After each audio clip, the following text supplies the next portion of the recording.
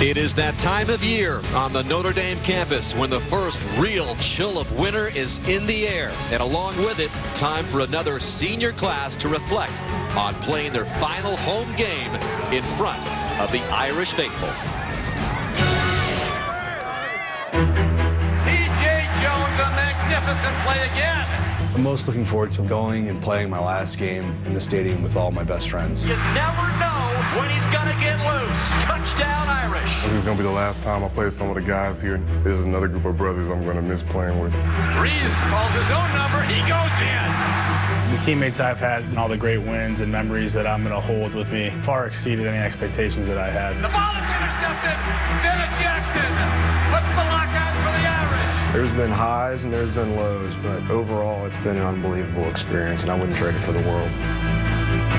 Together, they have played for a national championship, become trusted friends, loyal teammates, and today they're together one last time at Notre Dame Stadium. Back of the end zone, and T.J. Jones, touchdown. That's picked off for a touchdown. That is Dan Fox. Shembo sacked. There's a sack by Shembo. Reese looks, he's protected, throws over the middle. Ball is caught. Touchdown. Reese goes to the air. Touchdown, Notre Dame. Dan Fox, Carlo Calabrese, Louis Nix, Prince Shembo. It's just, we push one another. Ending my career with a win, it would mean the world to me. Being able to send out the seniors on a high note, I think it would mean, a lot to this team. On what is expected to be one of the more frigid Notre Dame football Saturdays in recent memory, 33 players are in the midst of saying their final home game goodbyes to Irish fans on what is Senior Day. It is a day to remember, a day to savor with family, friends, coaches, and teammates. And before kicking off this final home game against BYU, each of the seniors introduced separately and making their way out onto the field with family members to celebrate the occasion. So today it is a mix of senior farewells and just trying to finish the season strong. That is not easy with all the emotions that are swirling around this senior class and trying to execute through it all. And remember, just a couple of weeks ago, Notre Dame suffered its most devastating and frustrating loss of the season on the road to Pitt, which took them out of the BCS bowl game picture. And lying in wait today is a very talented and very dangerous BYU team that would like nothing more than to spoil Senior Day for the Notre Dame class here and avenge last year's loss here at Notre Dame Stadium, a game in which they thought they should have won.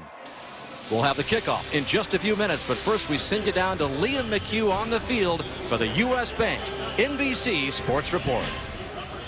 Dan, thanks so much. Looks like it's kind of warm up in the booth there. It's a little bit cold down here with Doug Flutie and Hines Ward. 25 degrees. The wind chill makes it feel like it's 9.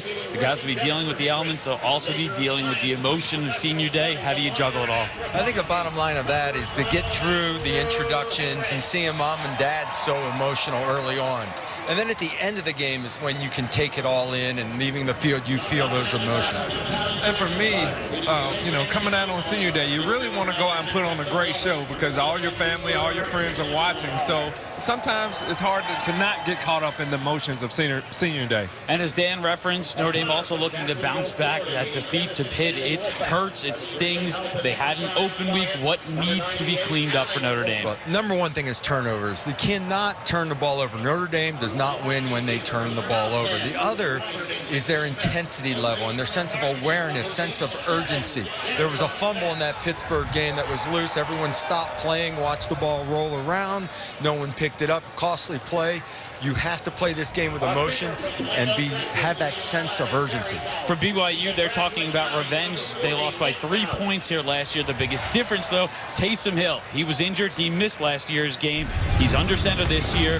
What do we need to know about? Taysom is a stud. I mean, BYU offense goes through him. And Notre Dame seemed to struggle with playing dual threat quarterbacks. This guy has tremendous speed and can throw the ball down the field. When he does throw it down the field, he has some big targets to throw to, especially in one-on-one situations. Hill and BYU looking to play the role of spoiler today. The final home game of the season today. 33 Fighting Irish seniors will be honored.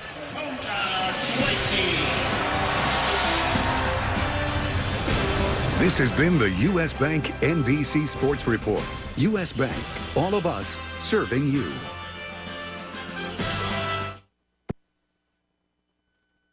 I'm sure that those guys will be playing extra hard or trying to get a win for those seniors. It would be really nice to spoil that. Senior days, you know, is full of emotions, but at the end of the day, we got to put those aside, and we have a tough task ahead. Winning on their senior day would be the greatest moment for us, honestly. They're going to have to work hard to get this W. But, you know, the last home game with these guys and ending with the win is going to be just perfect.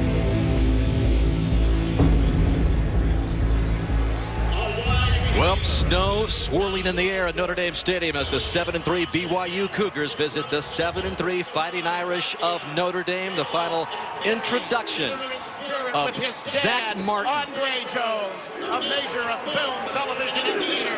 Number 7, TJ Jones also just introduced right before Zach Martin, who will be making his 50th straight start today. And there is TJ Jones with his mother and 4 of his 5 siblings as Zach Martin comes out, 2-time captain for the Fighting Irish, and again will tie the Notre Dame record with his 50th straight start today as a part of that vaunted left side of Notre Dame's offensive line, Zach Martin.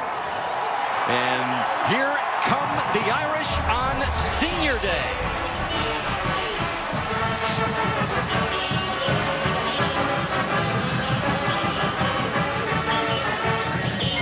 Kelly and the Irish trying to bounce back after that disappointing loss on the road to Pitt a couple of weeks ago. Had a chance to get a little healthier, but really still beat up on defense, playing without Louis Nix, who had surgery on Thursday. And there is quarterback Tommy Rees, who plays his final game at Notre Dame Stadium in the swirling snow. And BYU also with a record of 7-3, visiting Notre Dame Stadium for the 2nd straight year. And this is a game marked on their calendar all season long, especially coming so close to knocking off the Irish last year.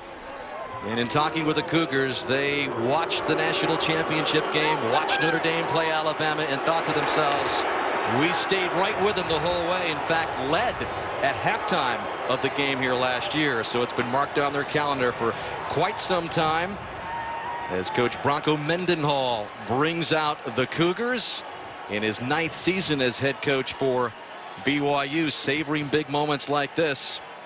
He says he doesn't remember a lot of games, but he says, I certainly remember what happened here at Notre Dame Stadium last year. We were a play or 2 away from winning the football game. Let's send it down to Alex Flanagan. Alex. Well, Coach, an awful lot of tears here on this field with it being Senior Day. What do you need to parlay that emotion into to be successful in this game?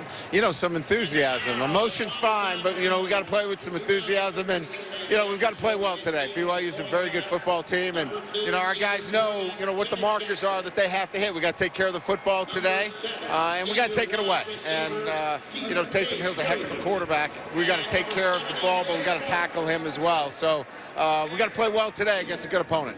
Yeah, and a very dynamic quarterback in Taysom Hill. What can you tell me about your plan to stop him? Well, you know, certainly a lot of the things they do is based around him, but if you just try to focus on him, he can throw the football and hurt you. We've got to tackle well. You know, we've got to do it with 11 guys, because certainly he can make things happen if you're just focusing on him. Thanks, Coach Kelly. And Dan and Mike, of course, you see the snow coming down here. It's 25 degrees right now, but with wind chill, it feels like about 9. I'm sure snow and weather and wind will be a factor throughout this game. And you can bet it is going to get chillier by the moment as this game goes on. First time in more than 20 years that Notre Dame is going to play a snow game, and our booth even decorated with some snowflakes behind us. Lots of things swirling around there besides the weather, Mike. It is Senior Day. How difficult is it for Notre Dame to really concentrate on the game today with that in mind? You know, Dan, I think the key is for the players is to run out there, tell mom and dad you really love them, but you got to get your head straight prior to kickoff, because I promise you BYU could care less about Notre Dame Senior Day. And no matter the weather, the theme remains the same for Notre Dame, and that is if they're going to think about getting away with a win here today, they've got to take care of the football. Look, there's no secret that they're going to win or lose in the Brian Kelly era based on turnovers. A year ago in the national championship game, why? +8 turnover differential. This year in their 7 wins, only 5 giveaways. However, in their 3 losses, they've turned the football over 8 times. Now, 2 weeks ago against Pitt, Tommy Rees, 2 bad decisions, 2 bad interceptions. If you turn the football over today, you're going to lose a football game. And running the offense for BYU is one of the most exciting players in the game. Notre Dame has faced a lot of mobile quarterbacks this year, but no one like Taysom Hill. Taysom Hill, I'm going to tell you, is the best dual-threat quarterback that they'll play this year. He averages 34 passes a game, 17 runs a game, and if the weather continues to disintegrate, it will be a huge advantage to have a quarterback that can run the football like he can. And again, Notre Dame operating without Louis Nix, who underwent season-ending knee surgery on Thursday. In the meantime, for BYU, you're going to see one of the most exciting players in the country on defense, and Kyle Van Noy. So the stage is set amid the snowflakes in the final home game at Notre Dame Stadium here for 2013. BYU has won the toss, and they will receive. And they've had an excellent return game all season long. As coming back from behind the goal line is Adam Hine, who is 6th in the country in kickoff return yard average, averaging nearly 30. Let's take a look at the rest of the offense behind Taysom Hill for Brigham Young, brought to you by Adidas. Taysom Hill, Pocatello, Idaho. I'm the best ping pong player on the football team. Michael Yeck, Keller, Texas. I was born in Okinawa, Japan. Jamal Williams, Fontana, California, and I'm the best dancer on the team. And BYU begins with Jamal Williams, the 2nd leading rusher on the team behind Hill. And there is a very good chance that not only Williams, but Taysom Hill will both pass the 1,000-yard rushing mark today, which would be a first in Brigham Young University history. Hill so dangerous. And after the gain of 7 by Jamal Williams, 2nd down and 3. And this is what he does. Slides in for the first down. Taysom Hill picks it up. Carlo Calabrese on the stop for Notre Dame. Really fun to watch Taysom Hill play. I had an opportunity to watch him on several games on tape, and this is what he likes right here, Dan. Loves the tempo. They're going to play up-tempo. They'd love to get about 100 snaps a game. Ball at the 31. And the give is to Williams, who averages more than 100 yards a game. Let's meet the Notre Dame defense. Stephon Tuitt, Monroe, Georgia. I love to cook. My favorite recipe to make is to do it Tuitt pasta. Dan Fox, Cleveland, Ohio, and I considered going to Hogwarts School of Witchcraft and Wizardry. Kivari Russell from Everett, Washington. And our defensive backs have a mindset of air traffic control. Everything you throw up is ours. And as you can see, BYU operates very, very much up-tempo. Eiler Hardy on the stop there of Hill. They average about 90 offensive plays a game. They had 3rd down and 2. At 125 snaps against Houston. Hill rolling to his right, was in trouble, and it's complete for the first down to midfield is Skylar Ridley. So BYU with an impressive drive here after that gain of 12 to Ridley. This is typical sprint to the right. Look at him avoid the defender, and then Skylar makes a little bit of a break back inside away from Bennett Jackson, and it's another first down for BYU. Cougars have been beat up a little bit in the receiving corps as Jamal Williams gets another carry. But they've also got a guy by the name of Cody Hoffman, who's the most prolific receiver in BYU history. As a part, there he is, 6'4", 210 pounds. Has just rewritten the receiving record books for BYU. 2nd down and 7 already into Irish territory. Quick working Hill. And that ball was caught and then dropped by Hoffman, incomplete. Bennett Jackson on the coverage of the big wideout. Looks like Notre Dame has made a change this week. Bennett Jackson's playing to the field and Kivari Russell into the sideline. So on 3rd and 7, BYU trying to keep this drive alive. Feeling the pressure, and Hill gets rid of it, and it's incomplete. It'll bring up 4th down on the punting unit for the Cougars, intended for Ross Oppo along the far sideline. So that's a little example of this fast-moving BYU offense. Yeah, and what Notre Dame really wants is pressure up front. Their offensive line is stout, but not quick-footed. Big hit by Tuitt. I love the coverage by Kavare Russell. He's on his body the whole way, and then they get Farley over the top. So Scott Arlano in punt formation for BYU. TJ Jones standing back at about the 12. Got a low kick and comes to a rest just at about the 16-yard line, where Notre Dame will begin its first offensive series after the 31-yard punt. We'll see Tommy Rees start up the Irish offense when we return.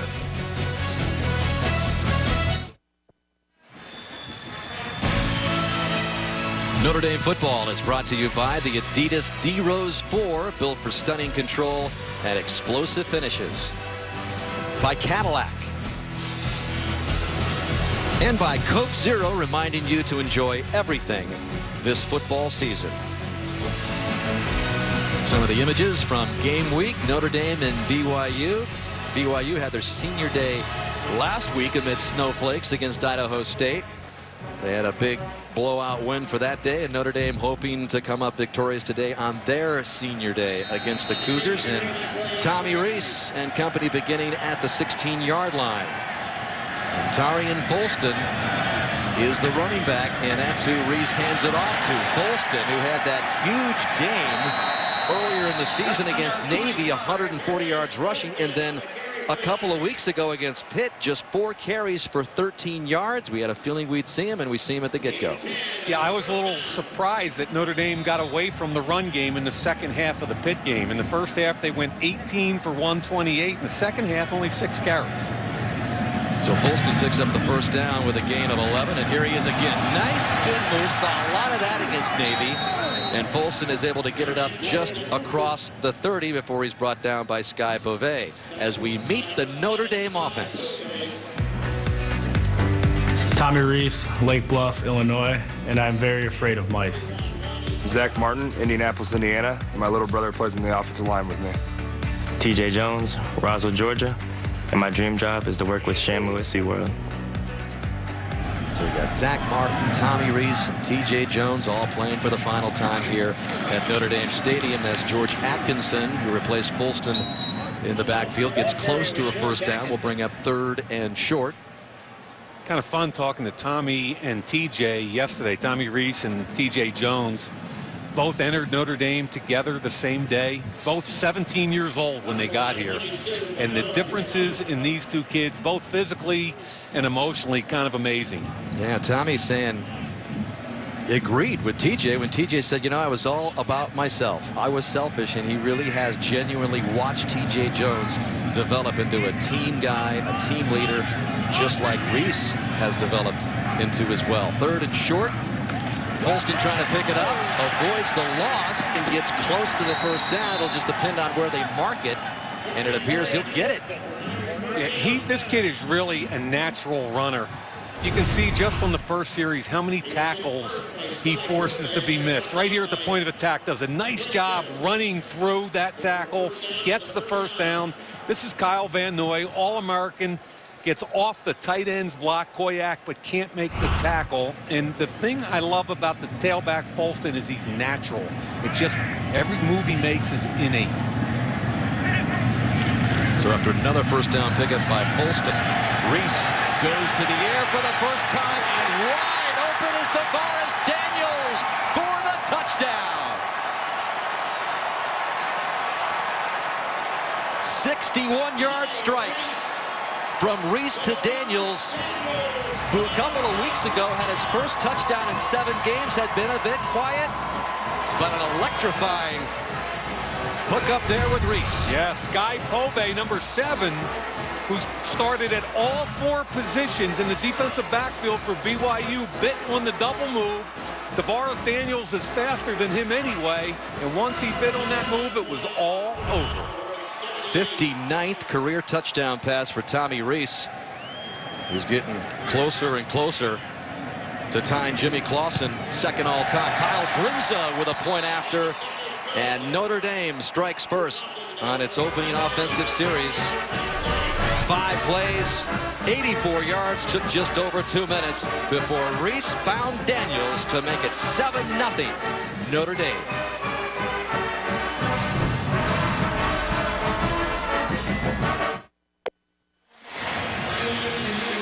Earlier we mentioned how Notre Dame has faced a number of mobile quarterbacks this year. It started with Michigan's Devin Gardner, the Wolverines getting the victory. Oklahoma and Blake Bell beating the Irish here at home. Blake Bell, a big mobile quarterback. Taylor Kelly and the Arizona State Sun Devils came up short in the Shamrock Series game in Dallas, but Keenan Reynolds and Navy almost pulled it off as well in the last home game here for Notre Dame. By the way, Keenan Reynolds ran for 7 touchdowns last night in a triple overtime win over San Jose State. And there is Taysom Hill, FBS quarterbacks with at least 16 passing touchdowns and 8 rushing touchdowns, leads the way over a pretty good group. And by the way, every kid in that group has been in the Heisman discussion except Taysom Hill, and this kid's only a sophomore. Adam Hine comes out from his own 2. One of the more dangerous kickoff return men in the country, and showing why right there, zigzagging his way up close to the 30. Again, he averages about 30 yards a return. C.J. Procyse with a special teams tackle for the Irish as Hill comes out. We were talking with BYU's offensive coordinator, Robert Anai, and he said Taysom Hill is a really good bad weather kind of quarterback, has a strong kind of arm that is able to kind of get through the winds that we're seeing swirling around on this game day today. And he can do some damage on the ground and through the air. That one intended for Skylar Ridley, incomplete. Yeah, that was deflected at the line of scrimmage. And in the words of Notre Dame defensive coordinator Bob Diaco, he says he's got all sorts of moxie. There is Anai, who came back to BYU after leaving for Arizona for a couple of seasons, where he learned this up-tempo offense from Rich Rodriguez in the second year he was there. And he goes to the air, and this time he's on the mark with Ridley, but it has really changed the whole dynamic of the Cougar offense. Yeah, and I think it's interesting, big picture, that Bronco Mendenhall said, listen, even though we've been to 8 consecutive bowl games, I'm going to fire my entire offensive staff, which was a very difficult decision for him to make, bringing Robert Anai back from Arizona. On 3rd and 3, Hill right up the middle, dangerous in space, and gets it into Irish territory to about the 49-yard line. A gain of 15 for Hill. They're going to pull the left guard Vitae, but this is a quarterback run the whole way. And remember, when you have planned quarterback runs, you have an extra blocker. They do it exceptionally well. 23 yards already on the ground for Hill. Needs 46 to get to that 1,000-yard mark. Gives it away this time to Williams. Jerron Jones, who's expected to get a lot of time today with Lewis Nix out of the lineup.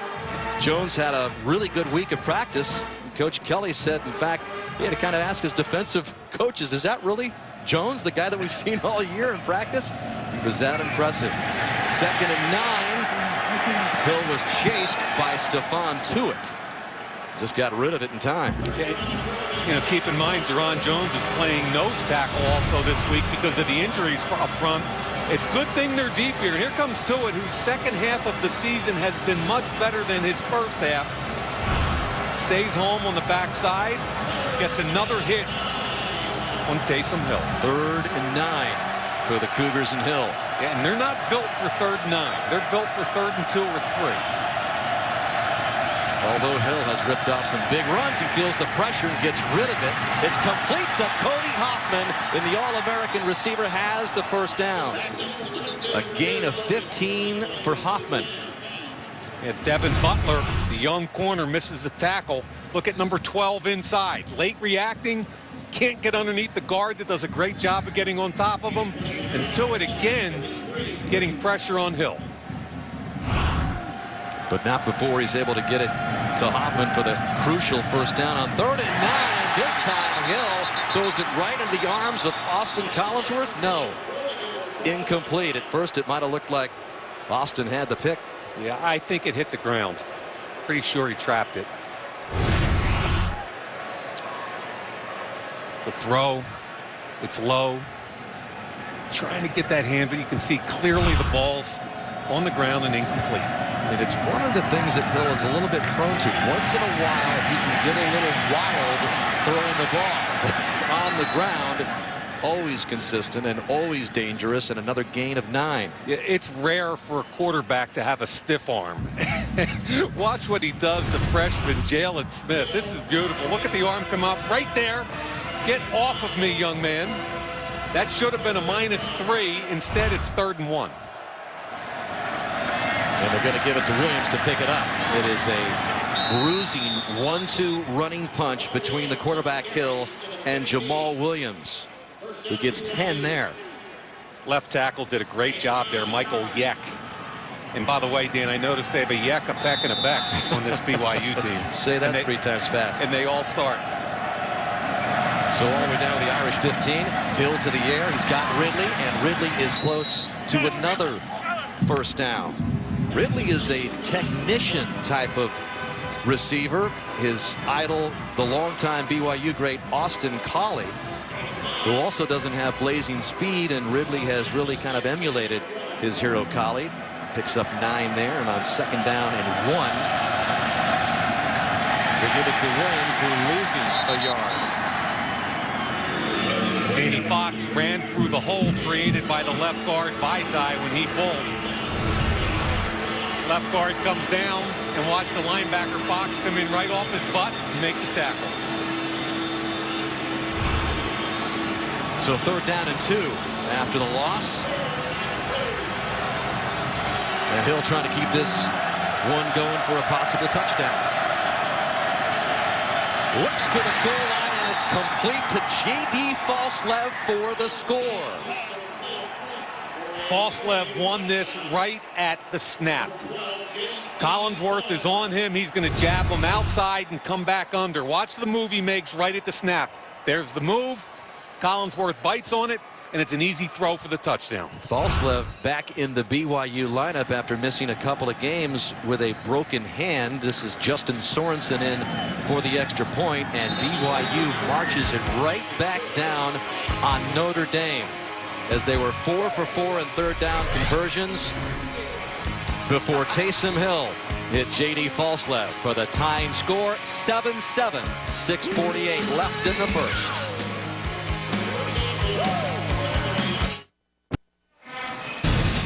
Subscribe and join the IrishIllustrated.com community, part of the Rivals.com network, for exclusive Irish recruiting news and team coverage. Well, we just picked up on the last touchdown by BYU that Falslev also actually got an assist from Dan Fox, who you see on the left there, the Notre Dame defender. It looks like bumper pool. Watch the helmet of Fox 48. There's bang. Grazes it. Still a beautiful spiral, but Falslev does a nice job hanging in there, making the catch. Fox on his senior day, playing in his 50th game. As Sorensen gets ready to kick off. Deep for the Irish, George Atkinson, 7-7. A little more than halfway through the opening quarter. That's a short kick, and at the 12 is Cam McDaniel coming up to get it across close to the 25-yard line, where Notre Dame will begin its 2nd series of the game after marching down, and Reese finding Daniels. We'll see what he does this time. His final game at Notre Dame Stadium. Irish at their own 25, tied with BYU on senior day. And Tommy Reese, Cam McDaniel in the backfield to start this offensive series.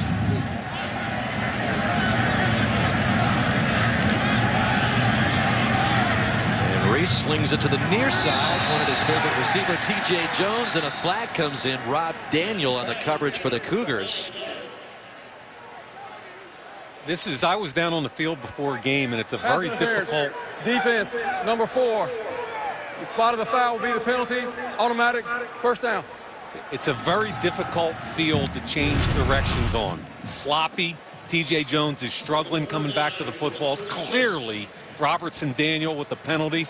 Good call, and I think what you're seeing out of Notre Dame is they want to attack BYU vertically with their pass game. Jones having a sensational senior year, career high 149 reception yards in the last game against Pitt. And the pass interference on him moves it up 11 yards. And they give it to Atkinson. And Atkinson bangs into a Cougar defender and picks up the first down. He hit heads with Craig Bills, number 20, and then was finally brought down by Alani Fua after a gain of 15. Yeah, this play is intended to get as wide as you can, and Ben Koyak, he's going to run an arc release out onto the safety Sorensen. He stays on him, and that's a really nice job by Atkinson keeping that play alive. And out in the flat is Daniels, who picked up the big 61-yard touchdown pass earlier. Well, let's take a look at the BYU Cougars on defense. Ethan Manu Malayuna, Anchorage, Alaska, and I make the best homemade chocolate chip cookies. Kyle Van Noy from Reno, Nevada, and my dream job would be a movie critic. Daniel Sorensen, Colton, California, and I'm an Eagle Scout. Well, both of these offenses moving very quickly. You just saw Tommy Reese complete the pass to T.J. Jones, who now has at least a reception in 38 straight games. First and 10, it's Folston who stumbles. Here is T.J. Jones, the really good friend, favorite target of Tommy Reese. Looking for another touchdown reception today, which would tie him in the Notre Dame record books for the most in consecutive games. False start. Number 85 on the offense. 5 yards. Second down. And that is Troy Nicholas with the early movement on the Irish offense. You saw Folston in the hole there make a cut on that last play. The field is really sloppy down there, and I think it negates Notre Dame's team speed advantage a little bit. Reese came into the game just 83 yards from becoming the 4th Notre Dame quarterback to throw for 7,000 yards. And on 2nd and 15, no one was out there.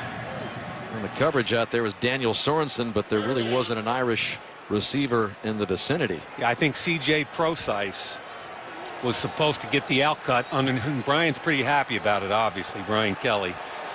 They cleared with the number 1 receiver, brought Procyse was supposed to come back underneath, and he also went deep. So that brings up 3rd and 15 from the Cougar 40. And early movement up front. It was Kyle Van Noy jumping across, but was he enticed by some movement from Notre Dame? No, I think what happened was Ronnie Stanley jumped late just to make sure the call got made. Offsides on the defense in the neutral zone, causing the offense to react. 5 yards, 3rd down. And there you have it. Actually, a nice job by Ronnie Stanley, who's a redshirt freshman, recognizing that he needs to jump, so they get the call. So that brings the ball up 5 yards. Still 3rd down and 10 from the 35.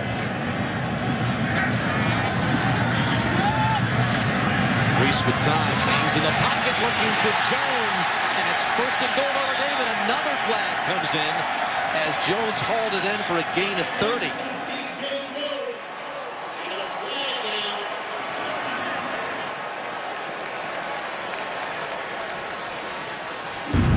Personal foul, face mask on the defense. Number 11, half the distance from then to run. 1st down. It's on Dallin Levitt. Really good protection on that last snap. Tommy Reese took his time. So with a penalty, it's just outside the 2-yard line. 1st and goal for Notre Dame, approaching the 5-minute mark of the opening quarter.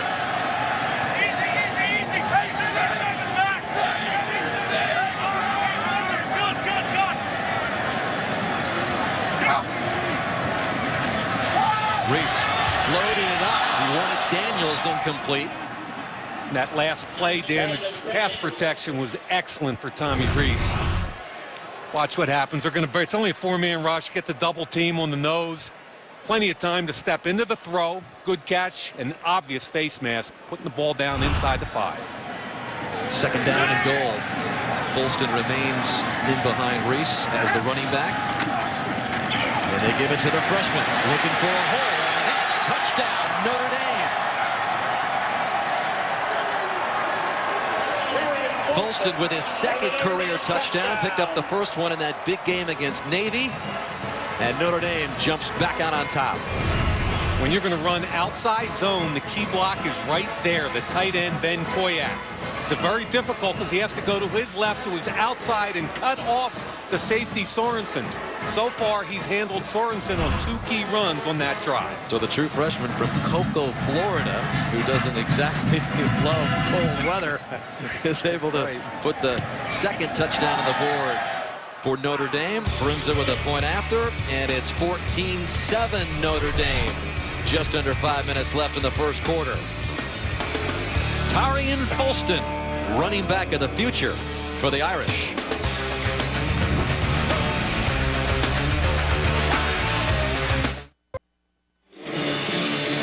Tarian Folston, you can see what he's done the last 4 games. A lot of that yardage came against Navy when he ran for 140, but he's become more and more of the reliable running back for Coach Brian Kelly's offense as the season goes on. So Bronco Mendenhall and the BYU Cougars with another chance on offense. Ball with these winds gusting to 25-30 miles an hour. Blows off the tee, so Brunza will see if it'll hang in there this time. Again, single-digit wind chill in the air. Temperatures in the low 20s at kickoff. And Brunza's going to have to maybe have someone hold this. Yeah, I was on the field for a while before the game, and the prevailing winds are from our left to our right, the direction he is kicking right now. And prior to the game, there were 25, 30, 35 mile an hour gusts. And these kickers were really struggling, and the passers were struggling when they were throwing or kicking into the wind. Brunza kind of with the wind for the most part. As Hine comes up to bring it out again. He's already had a couple of good returns, and this is why he's so high up on the kickoff return yard average. Brings it to the 40-yard line. So good field position for Bronco Mendenhall and the BYU Cougars. Mendenhall now in his 9th season at the helm of BYU. Played defensive back at Oregon State. And a look at the Mendenhall timeline. There he is, safety and a linebacker back in the late 80s for the Beavers. Began his coaching career there in the mid-90s as the defensive line coach, defensive coordinator. Then it was on to Louisiana Tech. And Hill swings it on over to Jamal Williams, who picks up some good yardage. Mendenhall later went on to coach at New Mexico, where he actually coached Brian Urlacher, the Pro Bowl linebacker for the Chicago Bears. And Mendenhall determined to get his BYU Cougars back in the national championship picture. After a big gain of 9 there by Williams. 2nd and 1. Hill goes down in the arms of Dan Fox.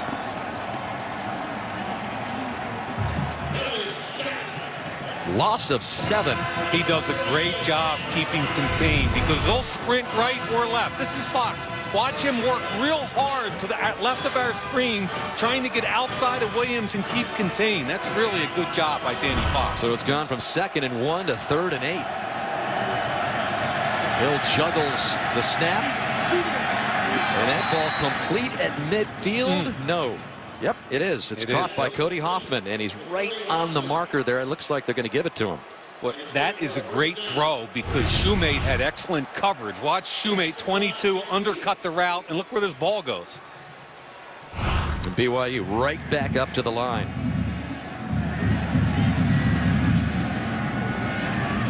Little delay there to Williams, who goes the other way.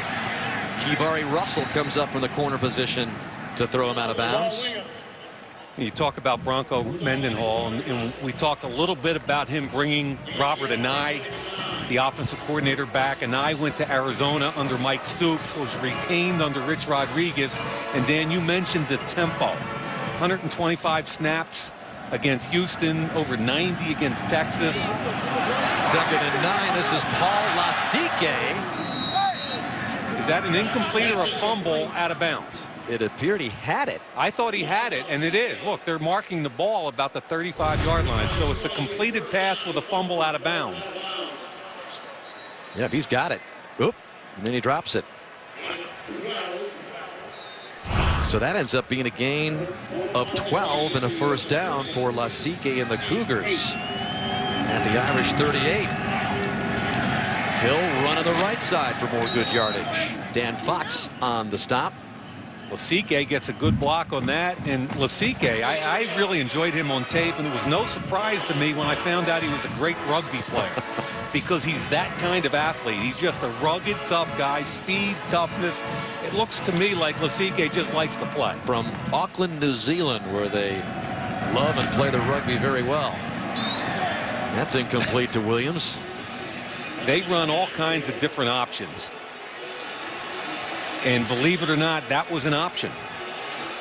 Ride the fullback, and then because defensive end got right in Taysom Hill's face, he flipped it out to Williams. Well, when you're running about 90 plays a game on offense, the playbook is thick, and it's got all sorts of stuff in it. 3rd and 3.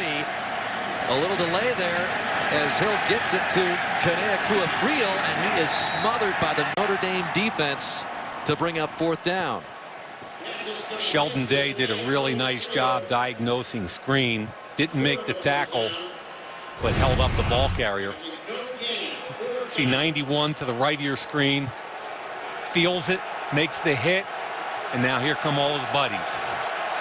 So with a wind and really out of field goal range, they're going to go for it on 4th and 2. And this is Williams who's going to try to get it, and he stopped short. Jerron Jones leading the surge for the Irish, who take over on downs. Jones is 6'5", 295, had trouble getting on the field almost this entire season. Right in the middle of the screen right here. Does a nice job fighting through a lot of garbage in there and making the tackle. On a defense that has just been absolutely decimated by injuries. Next man in, Jerron Jones doing the job.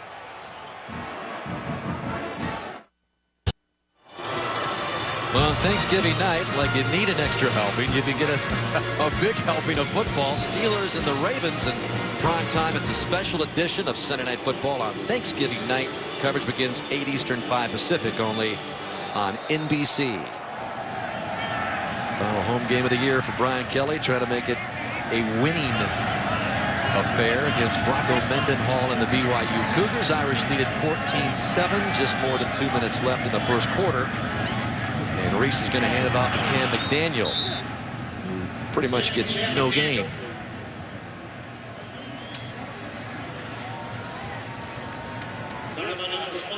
Nick Martin slow to get up. Again, he's the younger brother of left tackle Zach Martin.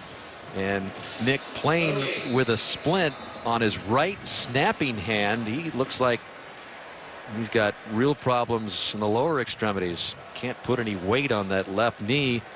So he broke his hand in the Pitt game, played through it, and then decided to continue on snapping with a splint. And so Matt Haggerty is the next man in for Nick Martin.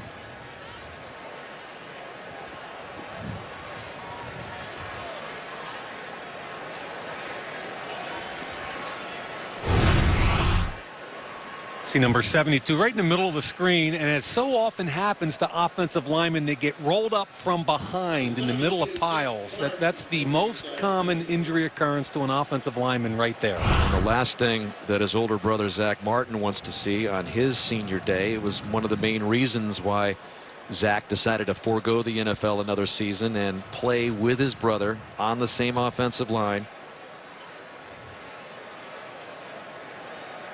And now Nick, after the injury to the hand, shaken up once again.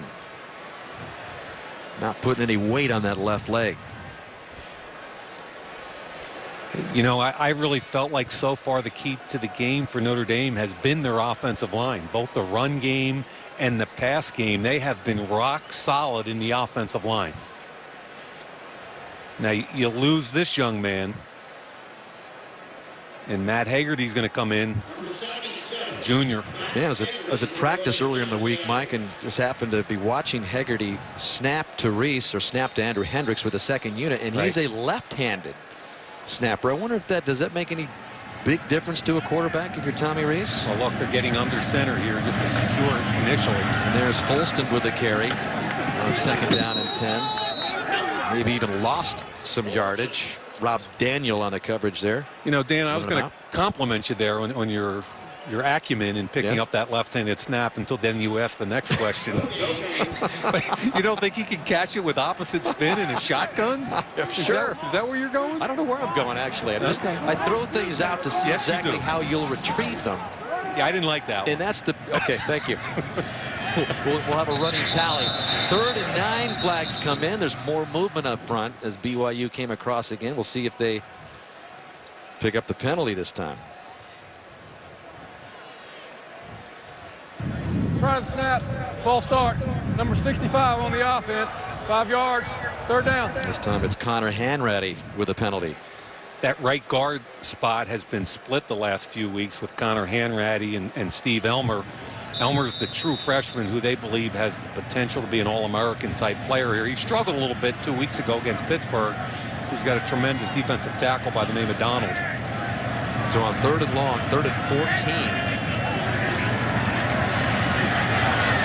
Reese to Jones, short of the 1st down, not by much, but it'll be short of the 1st down after a gain of 13. Tommy Reese stepped up really nicely into the pocket there. And so 4th and 2 in the final seconds. Brian Kelly making the decision to punt the football. We've got 20 seconds left with the wind. I think he wanted to kick the football with the wind here. Get him out there. So Brinza, the do-it-all kicker, place kicker, kickoff man, punter all season long for Notre Dame. This is Cody Hoffman in there to return the punt. First time in his career last week he returned punts with J.D. Falslev, who was out, normally the punt return man. 15-yard return for him as BYU will set up at its own 31 when we come back. Into the 1st quarter, it's Notre Dame 14, BYU 7. You're watching Notre Dame football on NBC.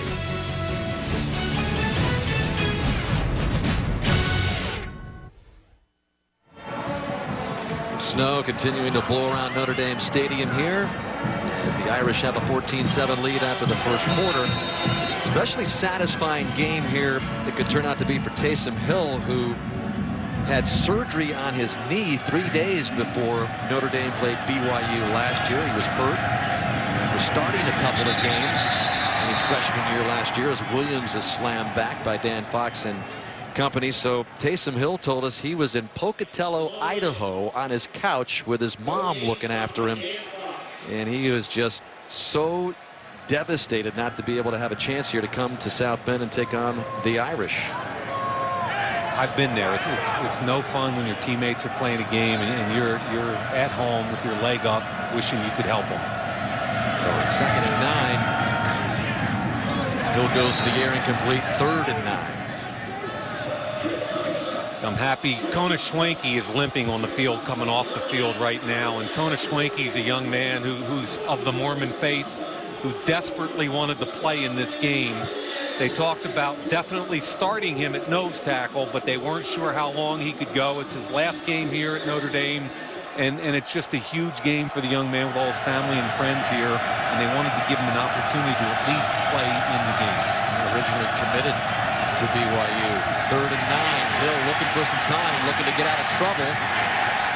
Gets back a little yardage, but he's well short of the 1st down, and they'll bring up 4th down as Elijah Shoemate finally tracked Hill down. Yeah, Prince Shembo is coming from the left side over here. Then you're going to see Romeo Aguara clean it up. And so far in the pass game, they're doing a nice job getting pressure on the quarterback. It's more the quarterback run game that's hurt Notre Dame right now. So the Cougars punted away Scott Arlano. Again in the direction here of T.J. Jones back at his 25. BYU at least has the wind, favorable wind in their direction. T.J. Jones hauls it in. Runs into his own player. Continues off his feet and almost was able to continue on. He had a lot of green ahead of him there. 10-yard return could have been a lot more. I think he ran into Max Redfield, number 10, his own guy. Nice cut away from Sorensen. Then he runs into Redfield, redirects, and almost pops out clean the other side. You know, I think the key so far to Notre Dame offensively has been the blocking of their tight ends. And they're a multiple tight end front. And both Nicholas and Koyak have had a great game. This is Nicholas on the All-American outside linebacker burying Van Noy. The tandem of both of them. Reese on the ground to Cam McDaniel. He is close to a first down. Getting up to the 40 before Wadiunga, one of the leading tacklers for BYU, brings him down. This offensive line for Notre Dame, even without Nick Martin, is dominating the front. That time Chris Watt, the left guard, playing his 36th game here at Notre Dame, did a wonderful job on a down block. 86 starts on that left side between Zach Martin and Chris Watt. Best of friends, roommates. As Atkinson gets the carry and the first down. You mentioned 86 starts to the left of center, to the right of center, only 15. Ronnie Stanley is in his 11th, Steve Elmer in his 4th. And now with Nick Martin down, they've got to depend on Matt Hagerty. It also gets you thinking about next year. That left side has just been, you know, Brian Kelly and the staff just haven't had to worry about anybody over there. Longevity has been great. Health has been good. And all of a sudden, those guys on this senior day headed for the NFL. Reese on play action going downfield, and trying to haul it in was Daniels, and he was getting some pretty good pressure by Rob Daniel. No flag. Two-man route with maximum protection. This is play action, and Robertson Daniel gets beat. DeVaris Daniels has him. The ball is underthrown. If that's thrown 4 or 5 yards out there, that's an easy touchdown. It's against the wind. I can't tell from up here how much wind there was, but that ball was definitely underthrown. So Daniels, who earlier had the 61-yard reception from Reese, watching now on 2nd and 10. Here's Folston again, looking for a hole. Nothing doing. No gain, 3rd and long. Bronson Kafusi did a really nice job from BYU, making sure that they didn't get to the outside. He forced it back inside, made the tackle.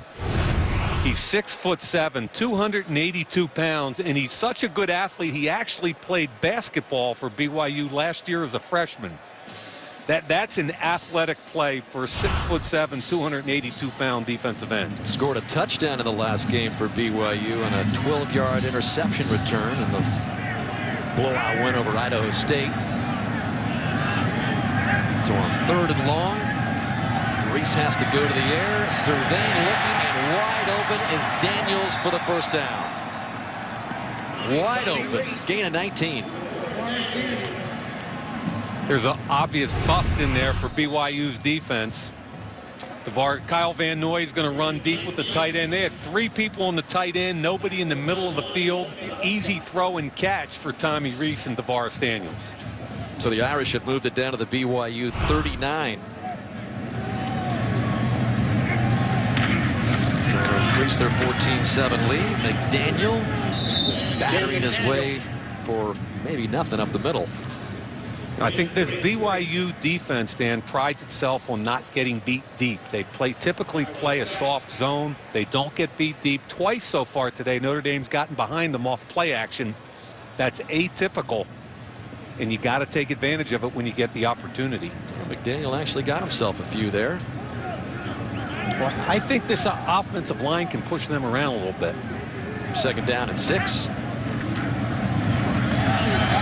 Cam again. First down yardage. Oh boy, Steve Elmer, the young freshman, did a heck of a job picking up a blitzing linebacker that time. Remember last year in the close call against BYU, Notre Dame was ranked 5th in the country. Look at the blitz. Elmer picks it up. They wall everything off. McDaniel his eyes must have gotten huge when he saw the size of that hole. And it was the running game that the Irish depended on the second half of last year's game. I think Reese just put it up some 3 times total in the air in the second half last year. Atkinson is in now, and they keep it on the ground to him. Nicholas held. I'd be very surprised if there's not a flag here. I don't see one. That was one of the most obvious holds I've seen this year. It was Nicholas on Van Noy, which is right here on the end of the line. Look at number 3 get held as he starts to react to the running back. He stretched that jersey as far as it could go, and that's an obvious call, and it's got to be made because it's at the point of attack. Van Noy is just all over the field. Specialty is tackles for losses, but he can do a little bit of everything and a lot of damage. Reese passing on 2nd down and 8, incomplete. Another disconnect between Tommy Reese and his wide receiver, DeVaris Daniels. He thought DeVaris Daniels was going to take it to the back of the end zone, and Daniels broke it off. Brian Kelly obviously not very happy again. So Kelly looking for his 4th straight 8-win season in his 4 years at Notre Dame.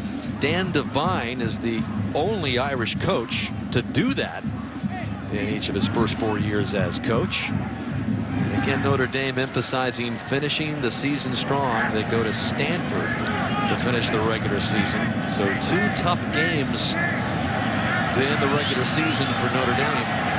And it starts right here with BYU on 3rd and 8. Reese to the air. 1st down yardage again to Daniels, who spins his way out of the arms of one defender and is finally wrestled down. Tommy Reese did a nice job. He got a hard count. He knew there were 2 linebackers coming. Let's hear what he had to say at the line of scrimmage.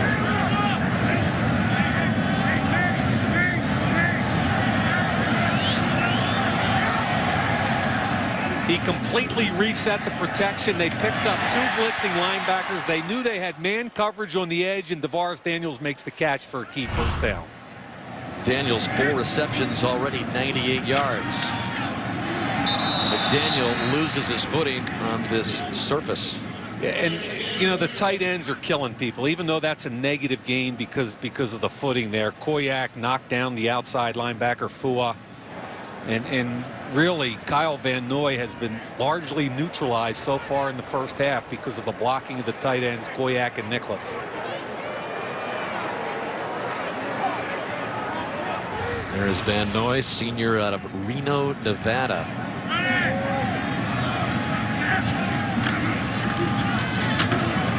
On the ground again is McDaniel. He gets it back inside the 10, but that'll bring up 3rd down.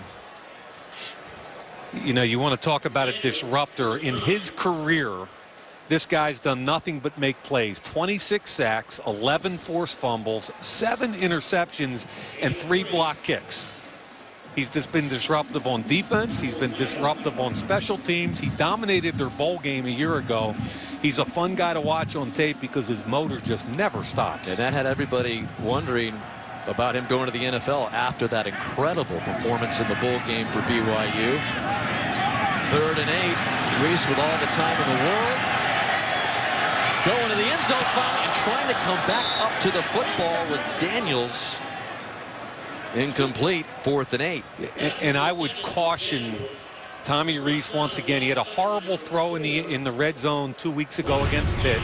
You've got to be aware of what you can and can't do. He doesn't have a big arm. Daniels is open, right? But watch Robertson Daniel. He's close enough to make a play on the ball. I would say you should not try to fit the ball in that situation. And that's where Tommy Reese often makes a bad decision followed by a turnover. So this will be a 26-yard field goal attempt for Kyle Brinza. There's some wind out there right now. At least it's not too long of an attempt, and Brinza showing he's got a lot of leg. In fact, he tied a 37-year-old Notre Dame record early in the year by booting a 53-yarder, and there he gives Notre Dame a 17-7 lead.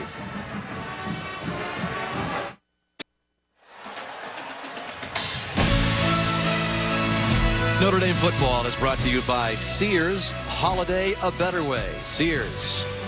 By Frost Brewed Coors Light, the game's most refreshing beer. By Scott Trade, see for yourself why investors are saying I'm with Scott Trade. And by Michelin, a better way forward. Well, we're blessed with a great crew, and there's the team shot of the 2013 version of the 120 men and women who do such a great job with these Notre Dame broadcasts through the course of the year, and the vast majority of them local folks who have been doing this package for years and years. So had a nice dinner with everybody gathered last night at the hotel. So thanks to all of you guys who get out there and brave the elements. We're up here in this cozy booth, Mike, and Dan, I'd like to echo that.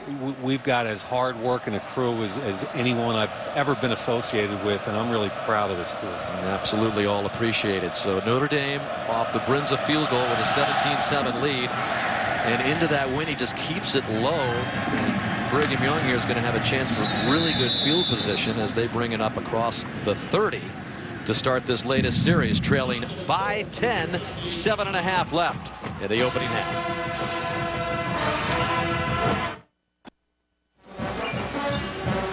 Back at Notre Dame Stadium on a very chilly final home game Saturday for the Irish in 2013.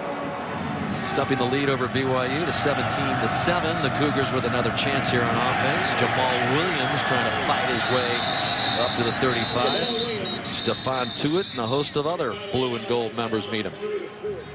Tuitt's been active today. A lot of conversation about whether Tuitt and Lewis Nix are going to turn pro after the season.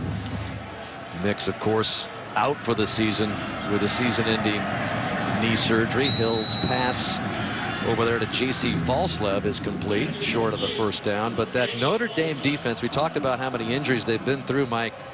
The starting threesome of Tuitt, Nix, and Day by the end of the season will have been together for just 23 snaps. That's amazing. The starting front line for Notre Dame. 3rd and 2. That's Williams trying to pick up the first down for the Cougars.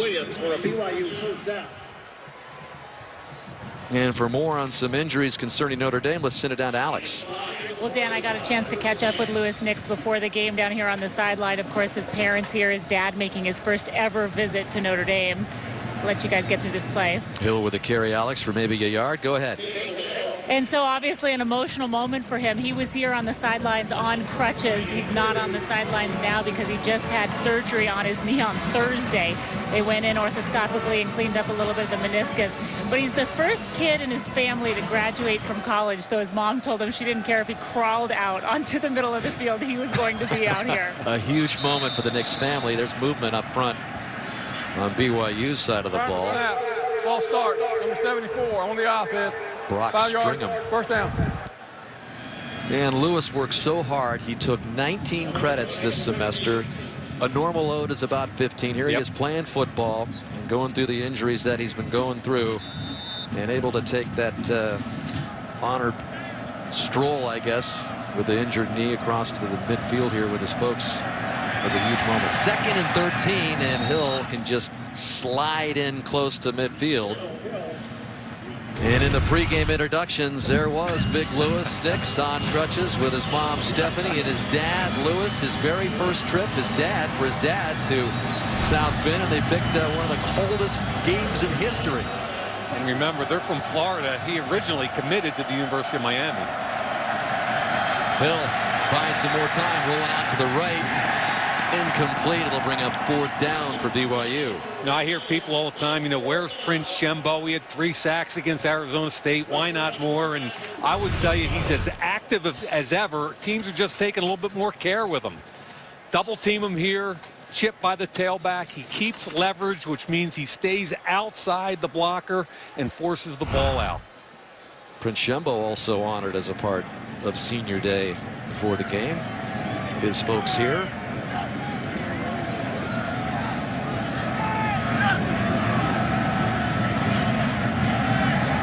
So Arlano with another punt, has the wind going with him, so he drives Jones back to about the 7-yard line. Well, on this special senior day, we thought it might be fun to show some of the guys in their youthful years. Look at some of the Notre Dame Fighting Irish before they became stars here in South Bend. Look at Carlo.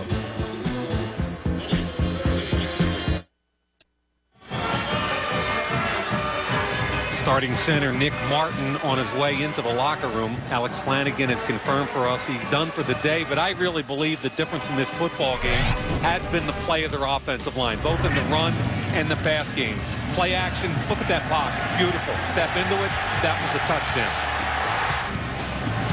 Again, step up into the pocket, TJ Jones wide open, face mask penalty on top of it, and finally a natural cup.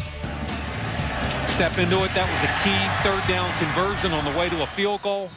Notre Dame Irish offensive line controlling the line of scrimmage. And a big test here for Notre Dame, backed up at its own 7 and going into that wind, the wind that Tommy Rees says he hates. We talked to him yesterday. Cam McDaniel with the carry. I was a little surprised at how precise he was when we asked him about the wind. And here comes the snow pretty heavily right now. It has turned into a winter wonderland postcard right now. Not so fun for the players down on the field right now. Oh, they don't care. They're loving this. It's not so fun for the fans, but the players. I think it's going more than 17 miles an hour for Rees, though. Which is what amazed me. You know, quarterbacks always talk about the wind. That's what bothers them. 2nd and 4. McDaniel close to the first down. That'll bring him 3rd down. Alex, what's it like down there on the field? I think the wind gods must have heard you when you said that Tommy Rees didn't like the wind at that moment. Things picked up down here. The snow you guys can see is coming down. I think the interesting thing about the wind is it's not really directional. It just comes in and swirls, so it's very unpredictable right now. One of the coldest Notre Dame home games on record. They've been keeping records since 1990 or so, and this has got to be right up on that list. 3rd and 1. Snow blowing right into the face of Tommy Rees, and he delivers the strike for the first down to Daniels. The thing I was amazed at, though, with the conversation with Rees was, hey, Tommy, you probably don't like the wind, right? He said, well, I'm good with it up to about 17 or 18 miles an hour, and then it gets to be a little concerned. And I'm like, how do you know? He just came up with 17. 17 miles an hour. And then I talked to Doug Flutie last night because Boston College, he played in Canada, and he talked about how you just have to stay on top of the football and make sure you get a tight spiral into the wind. If you do that, you're typically okay. McDaniel. Good move to the outside for the first down. McDaniel trying to get back by the last wave of BYU defenders, but not able to do it. Daniel Sorensen brought him down, but Cam McDaniel flashes some speed for a gain of 32. Yeah, and you're going to see Koyak, the tight end, come across, gets a good block. Everybody up front gets a block, and a really nice stiff arm by McDaniel, who's much better tailback than people think. Bang, get off. Is this another photo moment opportunity for Cam with the snow flying like that one we saw at USC? Well, they got to get rid of the helmet. Yeah, they get rid of the helmet. I guess he's such a good-looking guy that it just becomes an opportunity. McDaniel with a first down. Folston's got nowhere to go. Maybe lost a yard. Bring up 2nd down and long. Official game time temperature 26 degrees. The coldest home game for the Irish since the Navy game in 1991. But you put in the gusts of up to 30 miles an hour here and the single-digit wind chill factor.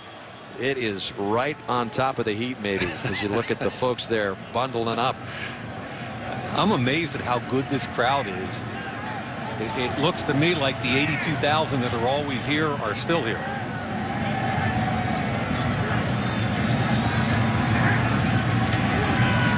Second and 11. Irish content to just keep it on the ground, and why not when McDaniel just continues to rip off big chunks. And Chris Watt, who I believe is an NFL caliber offensive guard, watch him pull out and get over to the linebacker.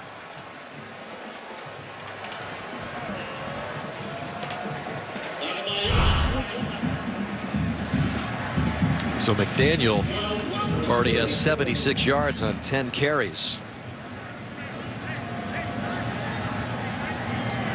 As we're reaching the 2-minute mark left in the first half. BYU has got to get an extra hat in there. They've got another helmet in there and stop the run. They're not going to be able to win a football game. Play action this time. Rees wants Daniels. Incomplete. Good coverage. Sorensen, the safety that time, did a nice job coming over. Craig Bills also on the scene for BYU. You can see the safety coming over the top. Body to body, no interference. See, because he looks back like that, even though there's a little bit of a push at the end, they won't call it because he's looking for the football. So the Irish just inside the Cougar 35-yard line on 2nd down and 10. And a timeout called by Reese. Notre Dame leading 17-7, 1:51 left in the first half. Back to Notre Dame Stadium in a moment.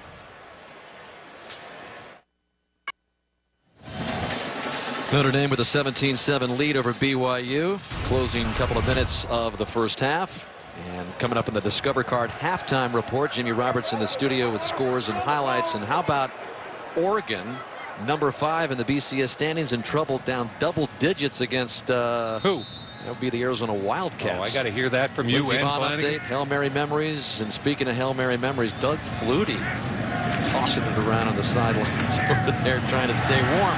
Tavares Daniels with another reception. He's been the busiest receiver for Notre Dame in this game. A flag is down on the field. They're going to get Troy Nicholas here and watch Robertson, number 4. Here comes Nicholas, who does a nice job. He wants to be outside. I'm not sure if that's a hold or not from that angle. I can't tell. Second down. I like the way he arced to the outside because he knew he wanted to keep the defender to the inside. He just has to keep those hands tight to his body.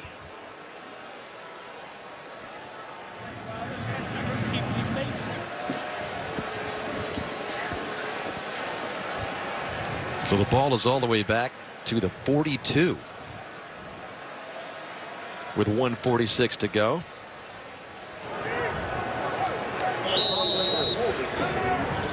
Daniels, the busy receiver for Notre Dame, already 6 catches and over 100 yards, 107 total. Reese going his way again, and this time the flag comes in as Daniels was covered by Daniel. Got to be careful with that. It's really good pressure that time by Kaufusi. He got inside Ronnie Stanley. Pass interference. Defense, number 4. They're picking on 15 Daniel. yards, previous spot, automatic. Okay, he turns, holds on. Whether or not that's catchable could be debatable, but that isn't right there. And that is a huge penalty against BYU. As you look at the 237th straight sellout at Notre Dame Stadium. Again, the first snow game that Notre Dame has participated in more than 20 years. The last coming against Penn State on this field back in 1992. Although not a lot of snow gathering, but it is bitter cold out there. On first down, it is McDaniel with a carry. Craig Bills on the stop.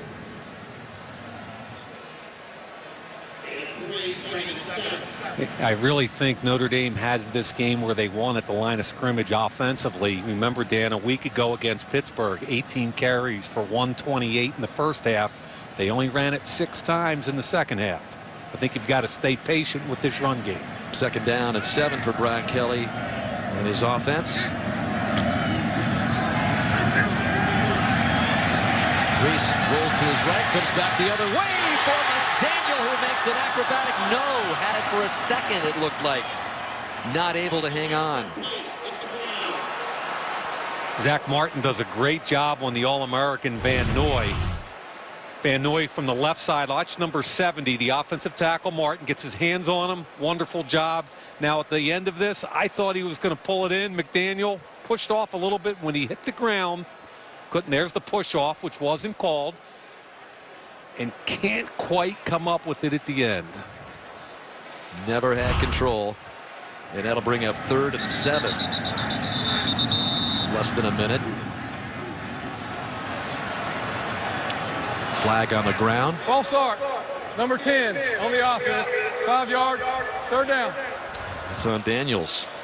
Now, I'd want to be aware of field position here from a field goal perspective because the prevailing wind today they're heading into. Now, Alex reported that it's swirling, but still heading this way in the stadium. I'd like to have a field goal attempt if you're going to have one as close as possible. Ball right now at the 29-yard line, and then you add on, it's into the breeze, about 48, 47, 48. Yeah, exactly.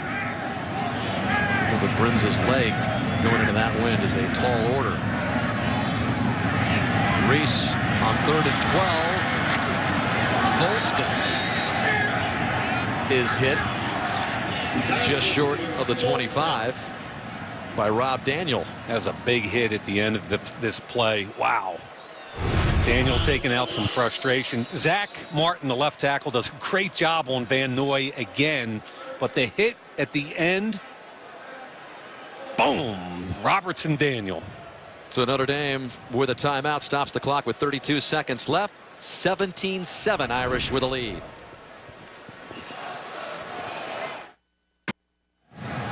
So instead of about a 43-yard field goal attempt into the wind, Notre Dame electing to go for it at the Cougar 25 here on 4th and 7.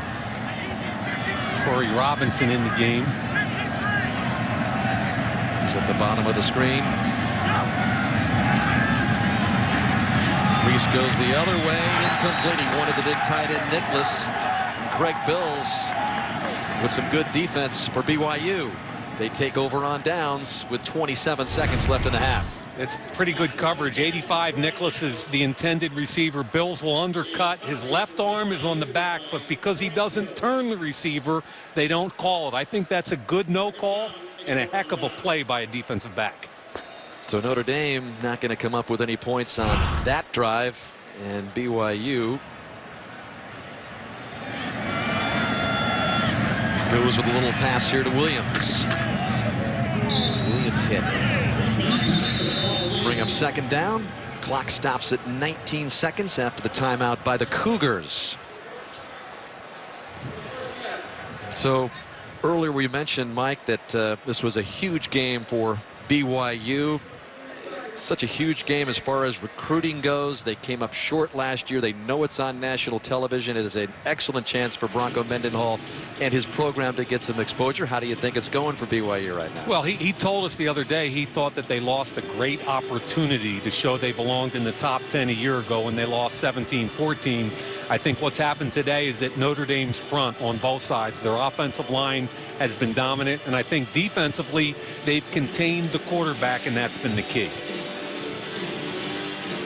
Mendenhall will take his team to a bowl game for the 9th straight season. Yeah, the Fight Hunger Bowl in San Francisco. That'll be played on December 27th.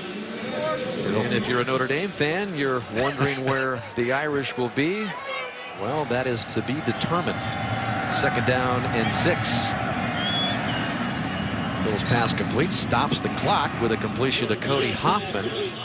Dan, I would tell you that if you're a Notre Dame fan, I don't, everybody's talking about the Pinstripe Bowl. I don't really get that one. I mean, I don't know if you want to play an ACC team when you're going into the ACC next year. Well, if you're a Notre Dame fan and you're here at the stadium and you're going to go to the game, you probably think you're hoping you go out west, too, for some warm weather. As Hill keeps it. Really good pressure again. I'll tell you, the return of Sheldon Day to this defense means an awful lot for Notre Dame. BYU calls another timeout. Yeah, here's Tuitt over here, Day over here, and I think the fact that Day is probably at about 85%. He does a nice job falling back inside. His quickness and explosion in short areas is phenomenal. I really like this kid. He's played hurt most of the year. Day, just another one of the long list of Irish players that have suffered ankle sprains. A high ankle sprain for Sheldon Day. And reminder that the Discover Card halftime report is coming up. Oregon Ducks in trouble. Lindsey Vaughn update. What's that last one mean? It's probably something to do with Doug Flutie. And maybe something for Boston. It's a big day for Boston College in Arizona. Now you're turning it into, yeah, okay. Yeah, it's all about me. Turning it into our alma maters. Look at this. Hill running it up to about the 45-yard line with 2 seconds remaining.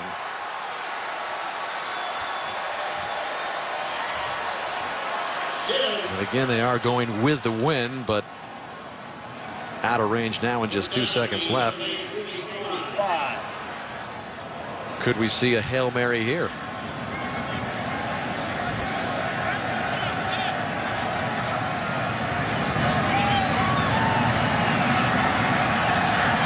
Years ago, Doug Flutie got it done. Hill to the end zone. And that's going to be the final play of the half.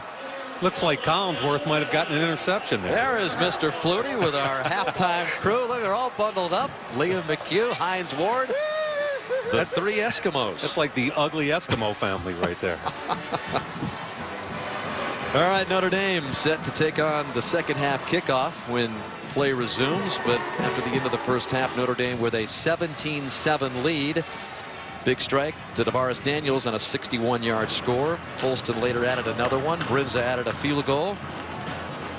BYU able to muster only 7 points. So Discover Card halftime report coming up. We'll see you in the second half with Notre Dame up by 10, 17-7.